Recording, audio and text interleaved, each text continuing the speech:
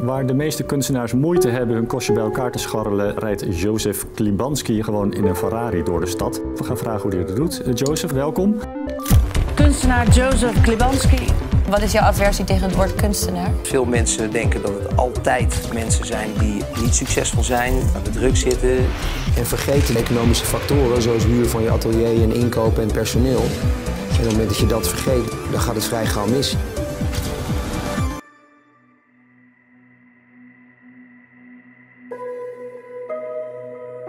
Ik kreeg allerlei gezondheidsklachten. Pijn in mijn lichaam, pijn in mijn hoofd en pijn in mijn longen.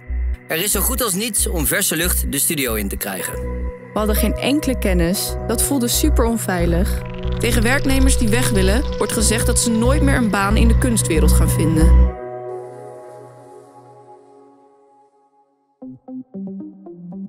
Deze week gaan we het hebben over Jozef Klibanski. Hij werd wereldberoemd en zeer vermogend door de verkoop van schilderijen en beelden. Maar de productie daarvan zou niet zonder consequenties voor werknemers uit zijn studio zijn.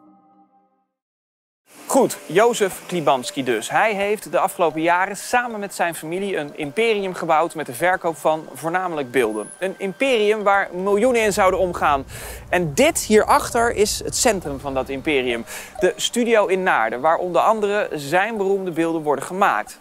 Naar de werkomstandigheden in deze studio hebben wij de afgelopen maanden onderzoek gedaan nadat wij in oktober een verontrustende mail kregen. Maar voor we het daarover gaan hebben, eerst even terug naar het begin. Want wie is Jozef Klibanski? De 39-jarige Jozef Klibanski is een ondernemer die, zo lezen wij op zijn website, contemporary art maakt. Zijn bekendste werken zijn deze vaak goudkleurige beelden. Het Klibanski-imperium is een familiebedrijf. Zijn broer Louis, schoonzus en realityster Susanna, vader Leon en moeder Imogine spelen allemaal een rol binnen het bedrijf. Bij Jozef zien we een extravagante levensstijl terug. Privéjets, jetskis en auto's van een paar ton. Veel rijkdom en dure spullen. Er zijn geen recente schattingen van zijn vermogen, maar in 2017 zou het volgens Quote al zo'n 7 miljoen euro zijn geweest. En ook vandaag de dag gaan zijn beelden nog voor tonnen of zelfs voor meer dan 1 miljoen over de toonbank.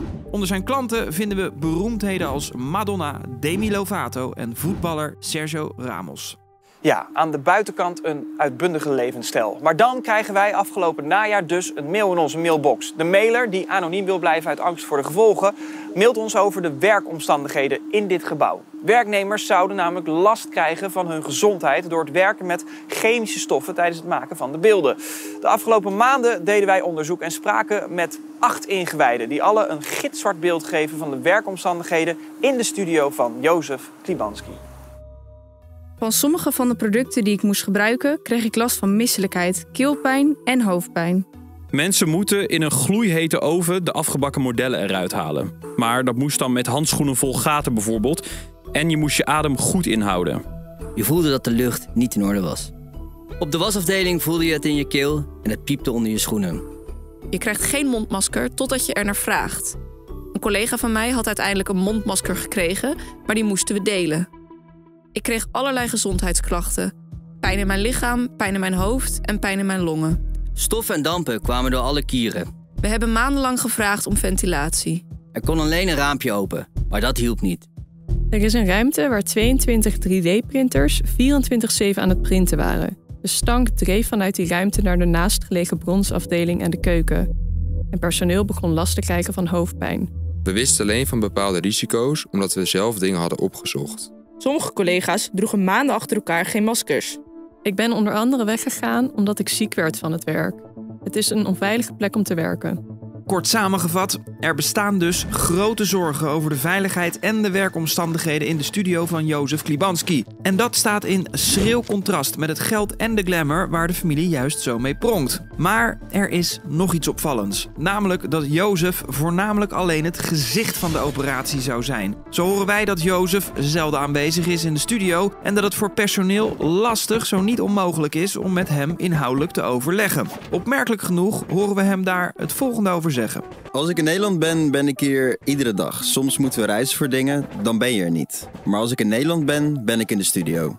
terwijl wij horen, zijn vader Leon zou de man zijn die de touwtjes in de handen heeft in de studio. Hij is het aanspreekpunt voor werknemers die zorgen hebben, bijvoorbeeld over een specifiek onderdeel van het productieproces. En over het proces moeten we het nog even hebben. Ja, je hoorde het net al. Misselijkheid, duizeligheid, extreme hoofdpijn, longklachten en meer. Klachten die volgens onze bronnen zijn ontstaan tijdens en door het werken aan de wereldberoemde beelden van Klibanski. Werknemers werken daar dan ook met gevaarlijke chemische stoffen. En dat is niet zonder risico's. Er is onvoldoende ventilatie in het hele gebouw. Er zijn wel ramen, maar die kunnen of mogen niet open. Er was zo goed als geen ventilatie. Stof zat echt overal en het was nergens schoon. Op die chemische stoffen willen we even inzoomen. Let op. Van bronnen ontvingen wij een zo goed als complete lijst met chemische stoffen die worden gebruikt in de studio van Józef Klibanski. En wij hebben die lijst met meer dan 50 producten die chemische stoffen bevatten nagelopen en zien dat er aan 3 veelgebruikte producten op deze lijst grote veiligheidsrisico's kleven. Hoe zit dat? Nou, meerdere bronnen vertellen ons dat er enkele dagen per maand grote hoeveelheden keramische mallen moeten worden gebroken. Soms wel tientallen per dag. In die mallen worden de bronzen beelden onder zeer hoge temperaturen afgebakken. En dat moet je even onthouden, want daar komen we straks nog op terug. Maar eerst, dit is hoe dat proces in zijn werk gaat. Een van de meest problematische dingen is het product waar we de modellen mee afbakken: silica. Nadat ze gebakken zijn, moet je de modellen breken met een hamer. Het stof dat daarbij vrijkomt, adem je gewoon in. Wij kwamen erachter dat dat kankerverwekkend is. In de ruimte waar die keramische mallen werden gebroken, was geen ventilatie. Het was overigens ook geen afgesloten ruimte. Er hing alleen een kunststof gordijn. Als ze die modellen kapot slaan met een hamer, is de hele ruimte mistig van het stof. Je kon het proeven. Goed, de werknemers slaan dus tientallen keramische mallen met een hamer kapot. En hier wordt het gevaarlijk. Bij het breken van de mallen kan namelijk respirabel kwartsstof vrijkomen. En van respirabel kwartsstof kun je ernstige longziektes krijgen. En het is kankerverwekkend. Leon gebruikte geen bescherming als hij die mallen breekt. Daar begint hij gewoon mee, midden in de studio. Mensen die in de buurt zijn, hebben soms niet eens tijd om een masker te pakken. Ja, respirabel kwartsstof. Onze collega's van Zembla maakten eerder een groot verhaal over spoormedewerkers die jarenlang zijn blootgesteld aan te hoge concentraties van deze stof. Deze hoeveelheid mag je dus in een kubieke meter, dus 1 bij 1 bij 1. Zo weinig? Zo weinig, dit is een enorme hoeveelheid. Allemaal onbeschermd? Onbeschermd en geen water. Hij krijgt het nu vol over zich heen? Dit zijn echt ongezonde situaties. Daarmee verhoog je de kans op het ontstaan van ziektes. Kortom, de gevaren van die respirabel kwartstof zijn geen geheim. Nou, binnen de muren van de studio van Klibanski zijn onder werknemers grote zorgen over die respirabele kwartstof. Zo horen wij van binnenuit. En dat is begrijpelijk. Kijk bijvoorbeeld naar het zogeheten veiligheidsinformatieblad van een van de veelgebruikte producten in de studio. Daar lezen we dat in dit product respirable crystalline silica, oftewel respirabel kwartstof, kan ontstaan als dit specifieke product op temperaturen boven de 926 graden Celsius wordt gebakken. Wij weten, de modellen in de studio worden afgebakken op 980 graden. Een ruime 50 graden boven de drempelwaarde. Ook lezen we in het veiligheidsblad: spoel dit product niet door de afvoer, voorkom stofvorming, zorg voor adequate ventilatie en draag een masker. Als we maskers gebruikten, hadden we geen flauw idee hoe lang we die maskers konden dragen en of ze genoeg bescherming boden. We hadden geen idee hoe vaak we filters moesten vervangen en welke andere beschermingsmiddelen we nodig hadden. We hadden geen enkele kennis. Dat voelde super onveilig. Het is gewoon een tikkende tijdbom. Ja, en we zijn ook even in de Arbo-regelgeving gedoken. Blootstelling aan respirabel kwartstof is, zo lezen wij, het voornaamste risico als je werkt met keramiek.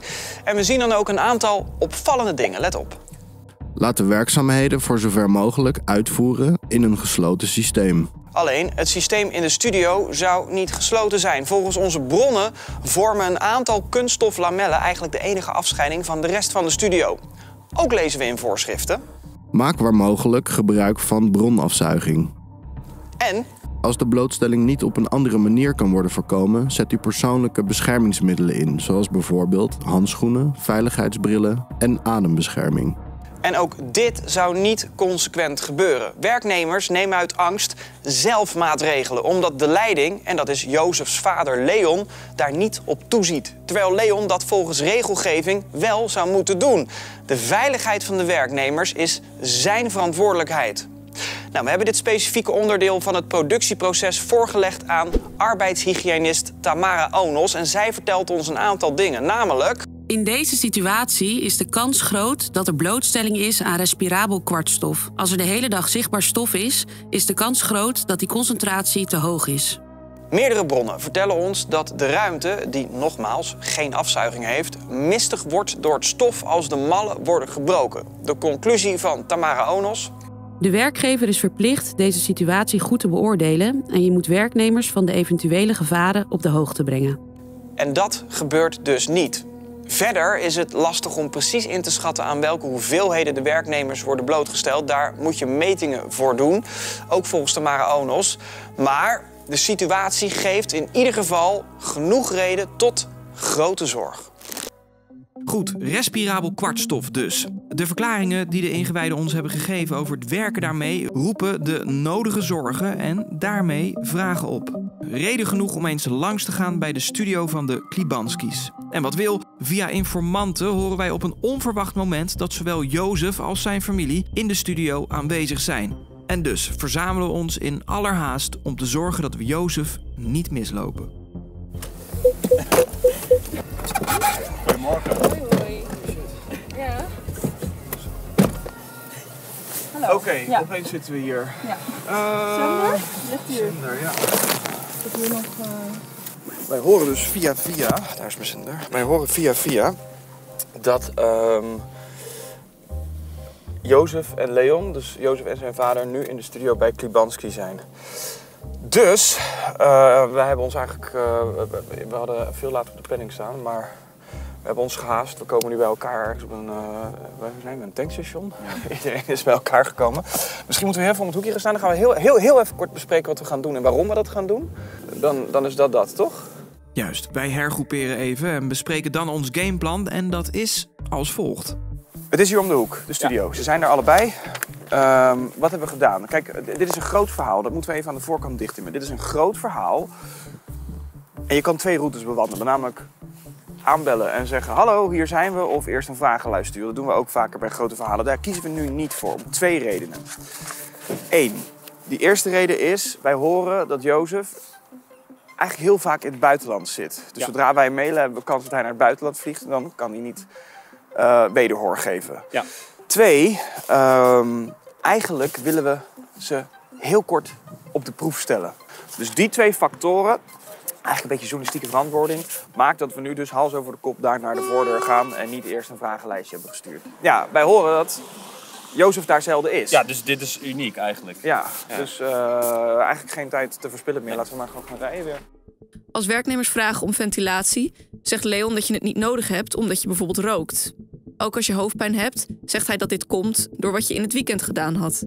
Ik had last van kortademigheid door de luchtkwaliteit daarbinnen. Ze hebben wel HEPA en carbonfilters, maar er is zo goed als niets om frisse lucht de studio in te krijgen.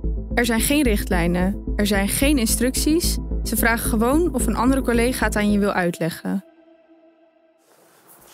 Oké, daar gaan we.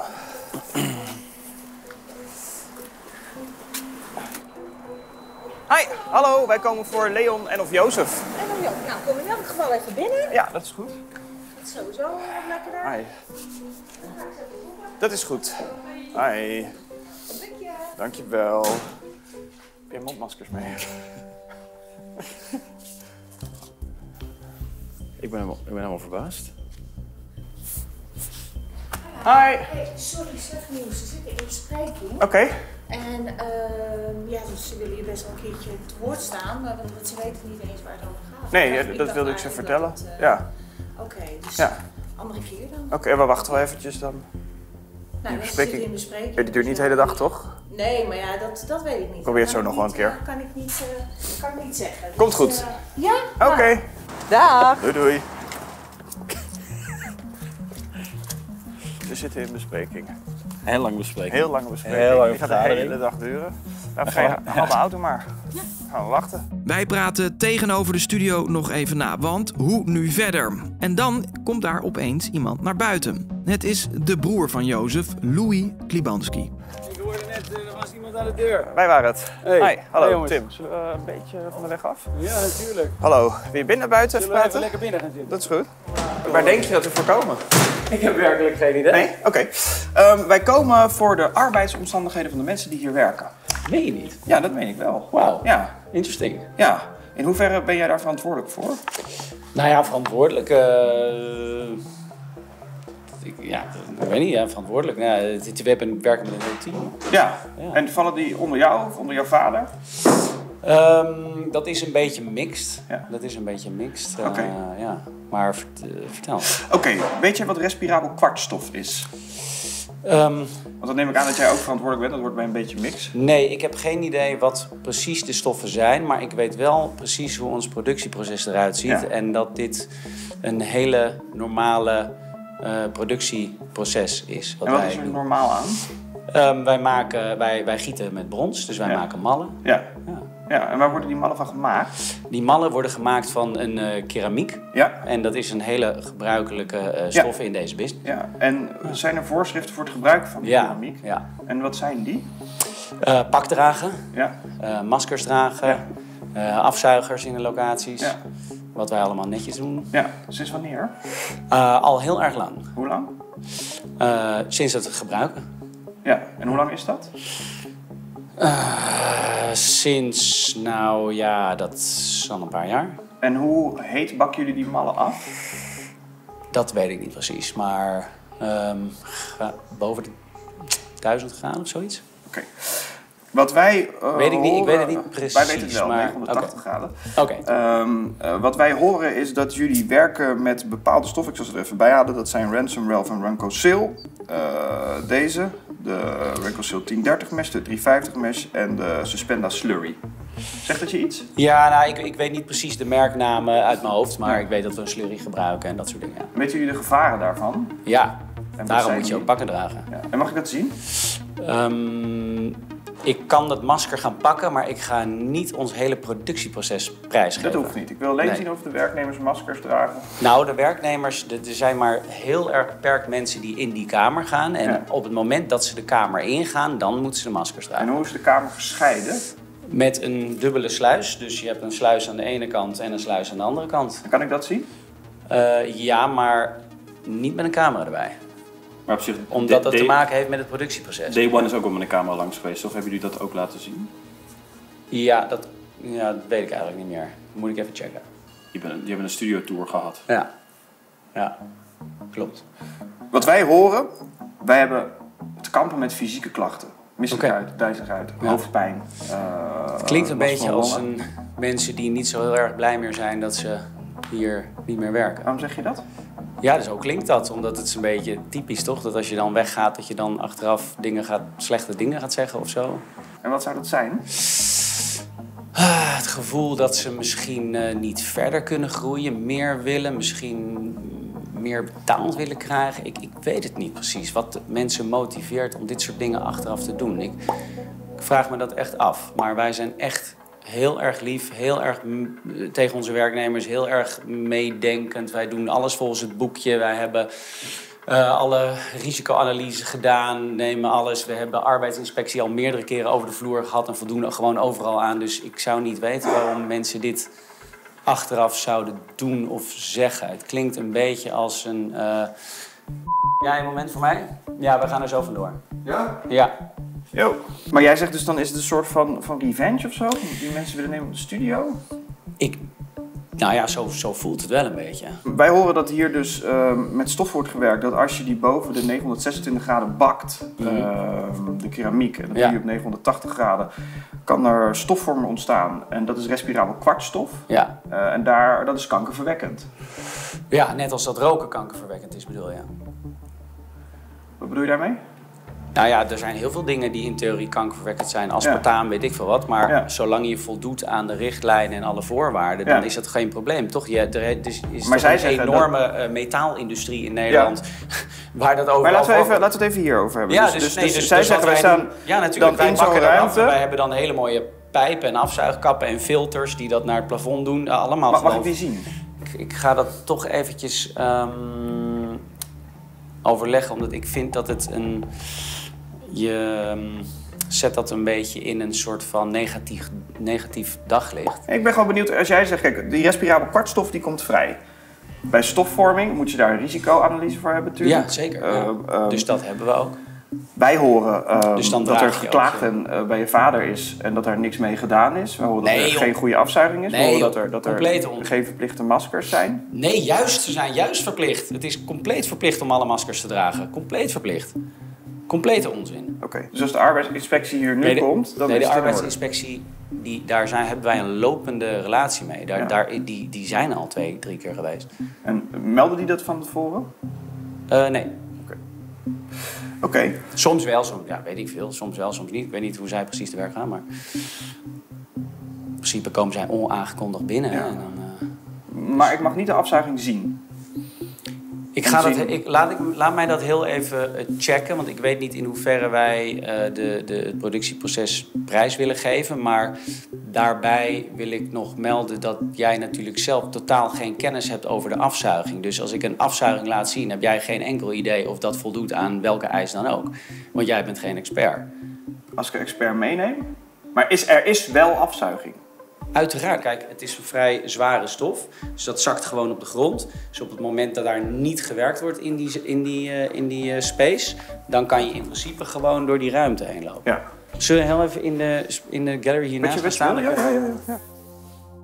Collega's moesten met een Haagse slijper werken aan bronzen beelden waar allemaal stof op zat, van het afbakken in die keramische mallen. Dat stof adem je gewoon in. Leon zorgde er met regelmaat voor dat het metaal dat we gebruiken voor de beelden te heet werd. Meerdere keren zorgde dat voor grote scheuren in de pot waar het in zat. De roulatie van het personeel is heel erg hoog en er is altijd spanning.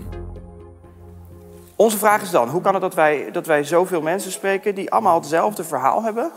Die horen bij ons trouwens. Die allemaal hetzelfde verhaal hebben, maar dat ik hier dan een inverted verhaal krijg. En jij zegt dat is dan dat mensen ontevreden zijn. Dat zou kunnen, ja. Kijk, ik ga niet precies vertellen omdat dat niet netjes is, precies wat de relatie is tussen wie en hoe, wie is weggegaan. Maar ik heb wel een vermoeden waar dit vandaan komt. Kan je maar zeggen wie? Dan hoef ik dat niet per se uit te zenden, maar dan zitten we op één lijn. Nee, dat ga ik niet zeggen wie. Dat vind ik niet netjes. En dat komt omdat ik heb iemand met een lopende kwestie. Maar dat heeft eigenlijk hier helemaal niks mee te maken. Dat heeft eigenlijk met een hele andere afdeling te maken. Het kan natuurlijk zijn dat iemand zijn masker niet heeft gedragen. Of dat iemand ziet dat iemand een ruimte ingaat die op dat moment zijn masker niet op heeft. Alleen, het kan natuurlijk ook zijn dat de kennis bij de werknemer niet helemaal is wat het misschien zou moeten zijn op het gebied van de veiligheid. Dus dat iemand denkt dat als ergens een logo op staat met het is gevaarlijk voor je longen, dan sommige mensen worden dan heel erg panisch. Zijn er inspectierapporten die wij in kunnen zien? Tuurlijk niet. Waarom niet? Waarom wel? Waarom niet? Nee, waarom wel? Ik ga toch niet mijn bedrijfsdocumenten aan jou overleggen? Waarom zou ik dat doen? Nou, dan kunnen wij dus zien, maar omdat wij een ik heb bronnen geen enkele verantwoording aan jou Nee, dat zeker niet. Dat hoeft ook niet. Nee, dus vraag hem gewoon af. Okay. Ja, nee, dat zou ik nooit doen. Zouden daar opmerkelijkheden in staan? Nee, totaal niet. Oké. Nee hoor. Was je bekend met fysieke klachten van je werknemers? Wat voor fysieke klachten? Dat gaat over misselijkheid, duizeligheid, dat gaat over longklachten, over hoofdpijn, extreme hoofdpijn. Nee, kijk, als iemand zegt tegen jou, ik heb hoofdpijn, dan zou dat dan een relatie moeten hebben met het werk wat ze doen? Wij horen van mensen die zeggen, wij hebben heel veel klachten, wij geven dat aan, Leon doet daar niks mee. Ja, complete onzin. Ja? Ja, natuurlijk, complete onzin. Het slaat helemaal nergens op. Wij doen namelijk overal wat mee. Ja. Echt, wij nemen het bloedserieus. Maar het kan natuurlijk zo zijn dat als jij iets doet dat dat volgens iemand nog steeds niet genoeg is. Terwijl dat volgens de regels wel genoeg is. Hè? Ja, dus... Maar dat geldt natuurlijk alleen als jullie alles op orde hebben. Maar jij zegt, wij hebben alles op orde. Ja, we hebben alles op orde. Okay. Ja, we hebben alles op orde. Ik ben recent nog met iemand hier door het pand gelopen. Van de inspectie? Nee, dat was van een Arbo-bedrijf. Om nog een keer een soort controle te doen. En, die zeiden, is in orde? Die zeiden, dit is in orde. Oké. Ja. Oké. Nou, dan vraag ik me af waarom wij dan zoveel anders horen. Nou ja, wij hebben over de afgelopen jaren natuurlijk best wel een aantal roleringen gehad in het team. Dus ja, het zou natuurlijk best wel kunnen dat mensen jaloers zijn of misgunnen of iets dergelijks. En dat ze daarom denken van laten we even, weet ik veel, wat erop afsturen. Alleen je kan echt de inspectie blijven afsturen op ons. Alleen we hebben gewoon alles op orde. Ja. Nogmaals, elke werknemer heeft natuurlijk ook een klein beetje verantwoordelijkheid. Zeker. Hè? Dus als jij een kamer inkomt en jij denkt van hé, wacht even, dit zou wel eens schadelijk kunnen zijn voor mijn longen. Doe even een masker op. Wel, dat is niet dan dat ik achter iedereen aan moet lopen met een masker. Hè? Iemand moet ook zelf denken, doe een masker op. Dus elke persoon is verantwoordelijk voor zijn eigen gezondheid. En de werkgever moet altijd zorgen dat hij mede verantwoordelijk is en alles aanbiedt om de gezondheid te waarborgen. En dat doen wij altijd. Dan hebben we nu dus een soort wel eens niet een situatie. Tuurlijk, dat is altijd. Nee hoor. Zo werkt het vaak wel. Nee, bij ons niet per se. Oh, oké. Nee. Wat is nu het beste om te doen? Ik heb geen idee. Wij doen gewoon onze business zoals heel erg normaal. Ja. Wij nemen mensen aan die hier heel graag willen werken. Maar als iemand zegt, bijvoorbeeld, ik verwacht dat je hier voor $500.000 een luchtinstallatie op het dak zet, want dan pas heb ik een goed gevoel. Is dat gevraagd aan je? Nee, maar even om het uiterste aan te duiden. Ja, maar wij komen niet voor de... Dan maken we de zaak een soort gek. Nee, precies. Dus wij doen alles zoals het zou moeten. Ja. Maar sommige mensen willen misschien altijd meer. En dat is niet wat wij horen. Dat is niet de lezing die wij horen. Wat wij horen is mensen die zeggen, wij hebben heel veel klachten. De veiligheidsprotocollen worden ons niet goed voorgeschoteld. Wij werken met stoffen die gevaarlijk zijn en zijn daar niet goed tegen beschermd. Nee, complete onzin. Echt complete onzin. Vergeet niet, anders zou zo'n arbeidsinspectie gewoon toch de deur sluiten. Hoe komt het dat we al jaren operationeel zijn? Nou, wij horen ook mensen die zeggen, wij hebben de inspectie zelf wel eens gebeld, maar daar werd niks mee gedaan. Zo werkt een arbeidsinspectie niet. Als een arbeidsinspectie komt, dan krijg je gewoon keiharde punten. En wij zijn altijd natuurlijk in ontwikkeling. Dus het kan natuurlijk zijn dat er een afdeling, zeg maar wat een half jaar geleden nog niet bestond, die nu wel bestond. Dus we blijven ontwikkelen, want we houden van mooie dingen maken op de cutting edge. Daar zit natuurlijk een opstartfase in. Misschien dat... Ja, ik weet het niet. Nee. Dat het in het begin anders is dan aan het eind. Maar ja, misschien moet je een bedrijf... Ik weet het niet. Misschien moet je iemand een kans geven om te ontwikkelen. Ik weet het niet. Ik weet niet waar het vandaan komt. Nou, dat was hem. Oké. Leon werd zo vaak gevraagd om ventilatie, maar onze zorgen werden altijd weggewuifd. Het personeel is zo kundig en aardig, maar ze moeten de hele tijd dealen met slecht management. Het is een treurige situatie. Oké, Louis Klibanski zegt een aantal opmerkelijke dingen. Allereerst zegt Louis... Elke werknemer heeft natuurlijk ook een klein beetje verantwoordelijkheid. Hè? Echter, volgens de Arbo-wet is het ook de verantwoordelijkheid van de werkgever. In deze dus de Klibanskis. Net als het geven van voorlichting en instructies over het gebruik van persoonlijke bescherming. Daarnaast stelt Louis meermaals dat de verhalen die wij horen zouden komen van louter ex-werknemers die jaloers zijn of voor wie het nooit genoeg zou zijn. Dit is niet het geval. Ondertussen zijn we gaan posten voor de deur van de studio. Jozef is daar nog binnen en we zijn toch erg benieuwd naar wat hij zelf van deze situatie vindt. En na een tijd wachten komt hij daar plots naar buiten. Ja. Dat is hem. Ja. Jozef! Hoi, mogen we je wat vragen? Goed, we hebben je broer afgesproken.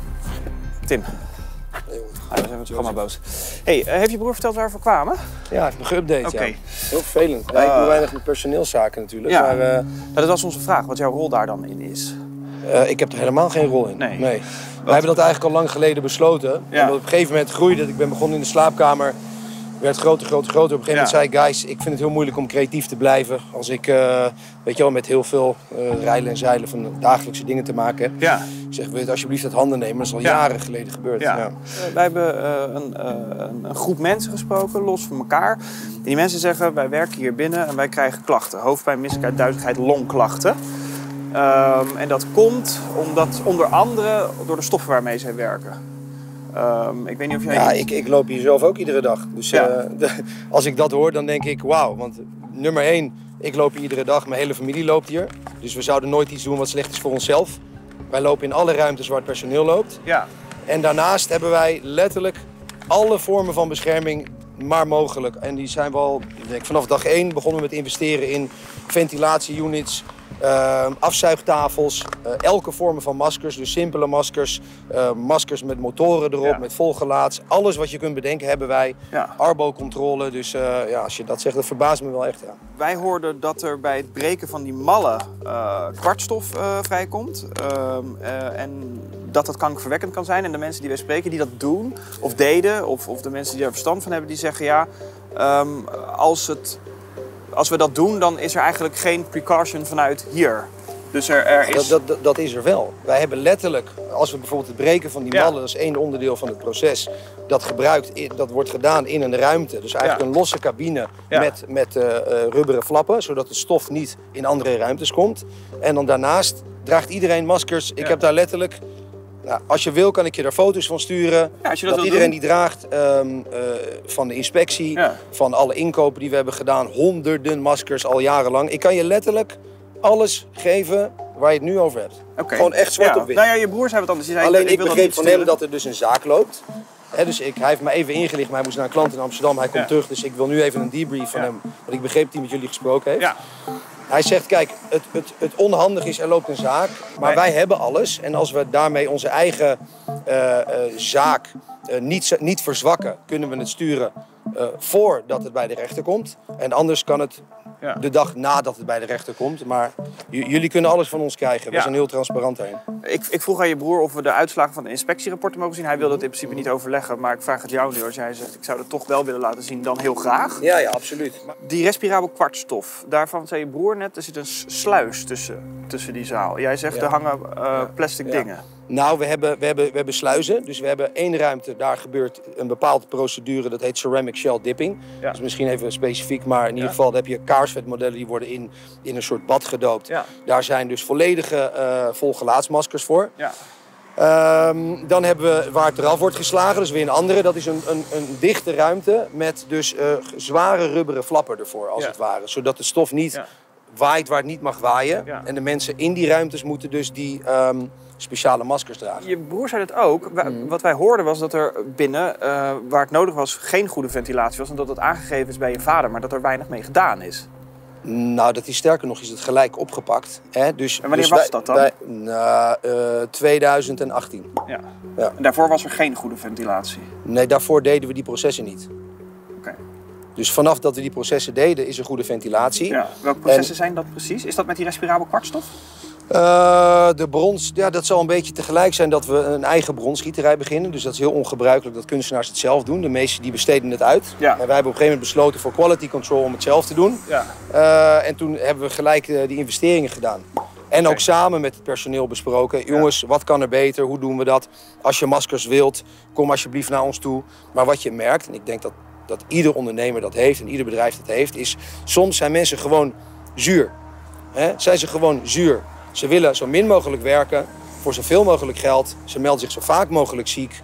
En is dat bij jou gebeurd of is dat een aanname? Wij hebben in de loop der jaren altijd, wat wij dan vinden, een paar rotte appels gehad. Die gewoon altijd zo min mogelijk doen, altijd te laat komen, altijd een waarschuwing nodig hebben. En ik denk dat dat bij ons hetzelfde is als bij ieder bedrijf. En wat is het dan dat die mensen bij ons terechtkomen als het gaat over... ik heb al die klachten en die worden niet serieus genomen. Dat is wat wij horen. Als je wil weten wat ik echt denk, dan denk ik... het gaat heel goed bij ze. Die gozer is aan het shinen, het gaat goed. Ik ben zuur en ik ga gewoon proberen om mijn poot onder vandaan te zijn. Dat is oprecht wat ik denk. Is dat ook wat jullie zeggen als iemand zegt... ik heb last van mijn longen, of ik heb last van mijn hoofd, of ik ben duizelig, of ik ben misselijk? Nee, natuurlijk niet. Wij nemen dat super serieus. Alleen, ik wil niet disrespectvol zijn... maar dan denk ik wel van, jeez jongens, weet je wel, met jou is er altijd wat. En dat maakt niet uit wat het is. Tegen werknemers die weg willen, wordt gezegd dat ze nooit meer een baan in de kunstwereld gaan vinden. Ik vroeg Leon ooit om een salarisverhoging, maar hij zei dat dat krankzinnig was. Hij zei, als je meer wil verdienen, moet je meer werken. Ziek zijn kan niet. Als je toch ziek bent, krijg je een paar dagen niet uitbetaald en wordt er druk op je gezet om toch naar de studio te komen. Als Leon niet tevreden was over iemands werk, zei hij, dit is kut. En waar betaal ik je eigenlijk voor? Dat zorgde voor veel angst. Jullie zijn er weer. Ja, we zijn er. Terug. Maar Die hebben wij niet meegenomen. Zullen wij dan even contact houden, stukken overleggen? Even kijken wat wij... Ik zeg net, wij kunnen niet zomaar bronnen prijsgeven. Nee, dat snap ik. Maar wij kunnen misschien wel proberen te verduidelijken. Maar we moeten wel. Het gaat over dezelfde mensen. En hij zegt, waarom zijn er meerdere mensen die hiermee komen? Dan zeg ik, nou, ik voel het niet als meerdere mensen. Ik voel het als collusion, als samenspanning van één groepje die elke dag met elkaar optrokken. Die dachten, we gaan hier een move maken. Ja, wij hebben die indruk niet. Ja, maar toch is dat zo. Want Dat kan je niet zeggen, want je weet onze bronnen niet. Jawel, want het kunnen alleen maar mensen zijn die bij ons werken, toch? Maar je weet toch niet wie wij hebben gesproken? Nee, maar ik weet... Maar goed, laten we zeggen, laten we dat niet als waarheid poneren. Ik denk dat dat niet fair is. Dit is nu, hè, Naarden. Of dit is augustus, want ik was aan het kijken naar screenshots. Daar zie je dus vol gelaatsmaskers met een belt erom met motoren erop. Voor fijnstof. Dit is die ruimte waar jij het over hebt. En er staat Dormatec, er staat een airbench.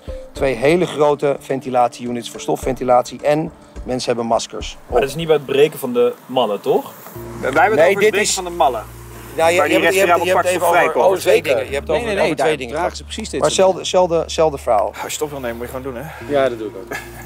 Ja, je stopt net ook zo met je dingetje. Ja, nee, met je cameraatje zo. Boem, boem, boem. Ik heb geen cameraatje. Wel, maar je stond zo. Wow, top secret.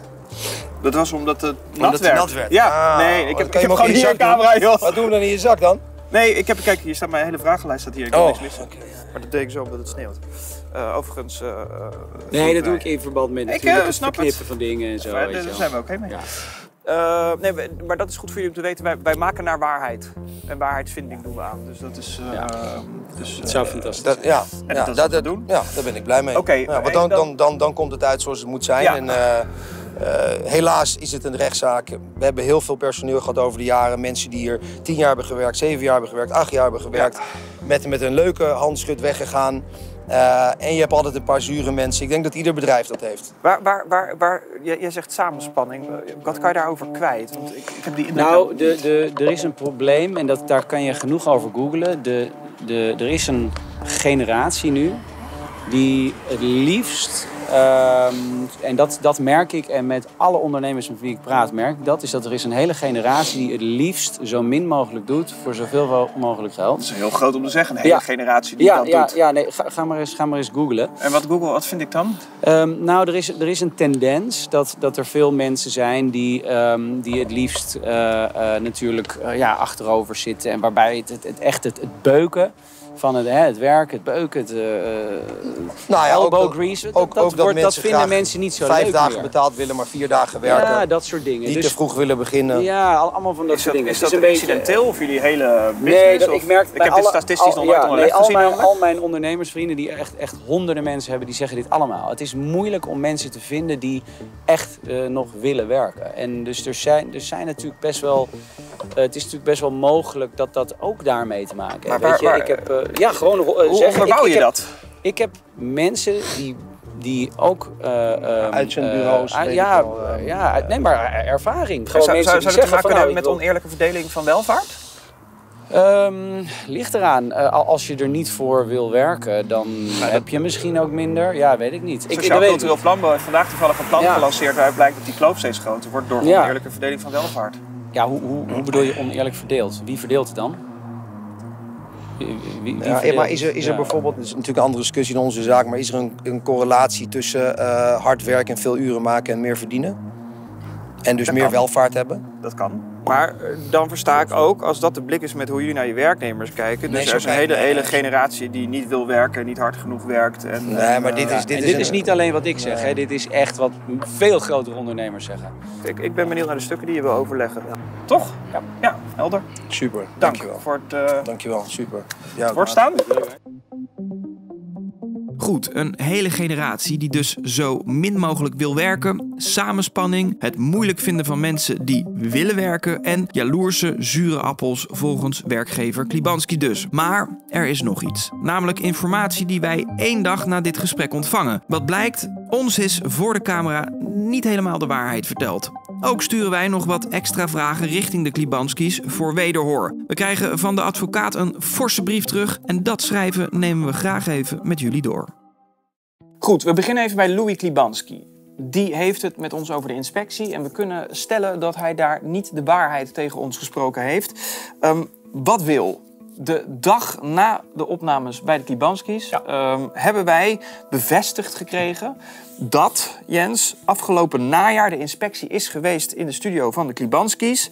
En daar hebben zij een waarschuwing gehad. Een officiële waarschuwing? Een officiële waarschuwing. Nou, die was voor het ontbreken van administratieve zaken. Ja. En waar ging dat nou over? Dat ging over het aangeven van het blootstellingsniveau van de gevaarlijke stoffen aan hun personeel. Ja. Nou, dat is dus een onderdeel van die eerder genoemde risico-inventarisatie. En die is voor personeel heel erg belangrijk. Nou, die was dus niet op orde. Nee. Die was niet op orde. Terwijl Louis zei, zouden daar opmerkelijkheden in staan? Nee, totaal niet. Je kan echt de inspectie blijven afsturen op ons alleen. We hebben gewoon alles op orde. Bij navraag is dit dus niet correct. Dan hebben wij nog een forse mail met wat extra wederhoorvragen gestuurd. Ook naar aanleiding van onze bevindingen als het gaat over de inspectie. Een aantal dingen daarvan zijn goed om even te benoemen. Bijvoorbeeld het ontkennen van de angst- en werkcultuur zoals onze bronnen die we noemen. Ja. Zij zeggen eigenlijk daar is niks van waar.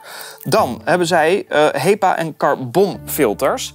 En dat gaat over dat ventilatiesysteem dat volgens onze bronnen niet op orde zou zijn in de studio. Daarover zegt de advocaat het volgende. Die zegt: de werkplaatsen zijn voorzien van meerdere luchtzuiveringsinstallaties met HEPA- en carbonfilters met een veel hogere capaciteit dan vereist voor de desbetreffende ruimtes. Ja. Wij hebben dit even gecheckt bij Tamara Onos, de expert die je eerder al hoorde. En wat blijkt, dit soort filters circuleren enkel lucht. En dat mag niet in bijvoorbeeld de ruimte waar het respirabel kwartstof mogelijk vrijkomt. Dat is kankerverwekkend en in dat geval, zo lezen wij in de wet, moet er toevoer zijn van verse, niet verontreinigde lucht. Over de kwartstof zeggen zij het volgende. Ja, een advocaat schrijft hier: een zak kwartszand is vrij te koop bij elke consumentenbouwmarkt. Zoiets zei Louis in die studio natuurlijk ook.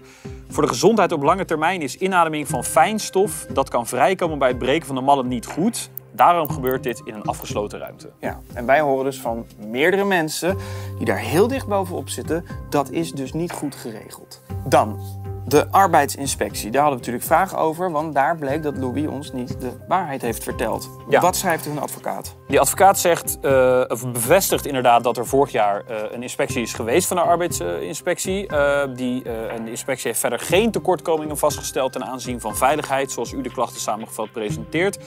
En dat het enkel gaat om dat er in de administratie op enkele punten een achterstand is ontstaan, waardoor de administratie niet helemaal volledig was. Ja, dat komt door COVID, zeggen zij. Dat zou gaan over huis, tuin en keukenstoffen.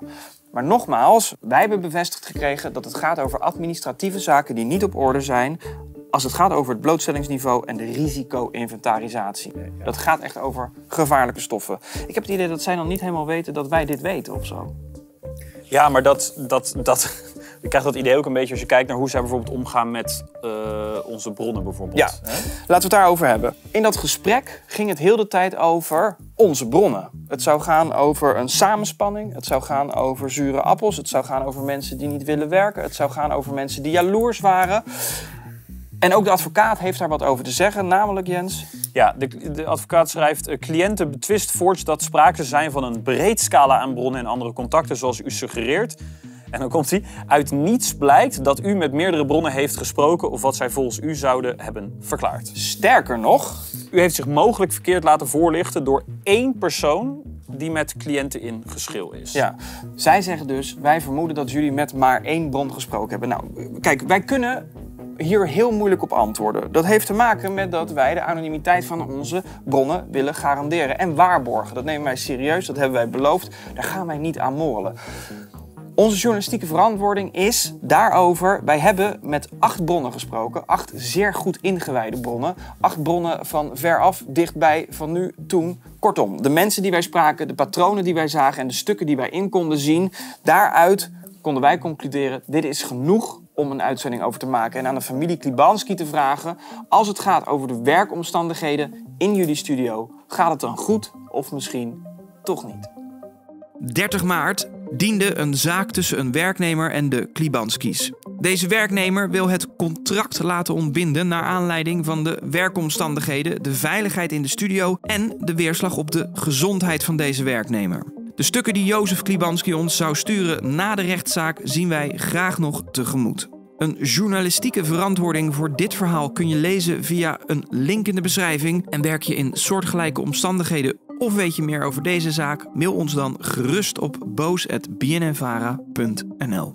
Voor nu, tot volgende week. Dan op de valreep nog even dit. De avond voor deze uitzending krijgen wij om 9 uur 's avonds van de advocaat van de Klibanskis een mail. In die mail staan citaten die volgens de advocaat komen uit een omvangrijk wetenschappelijk rapport, wat toevallig die avond is gepubliceerd. Nou, die citaten uit het rapport moeten dan bewijzen dat alles op orde is in de studio, omdat resultaten van metingen zouden laten zien dat grenswaarden niet worden overschreden. Alleen, wij kunnen niet zien wie dat rapport heeft gemaakt of wanneer die metingen zijn gedaan. Wat wij wel horen van ingewijden is dat er na ons bezoek aanpassingen en verbeteringen zijn gedaan aan het pand.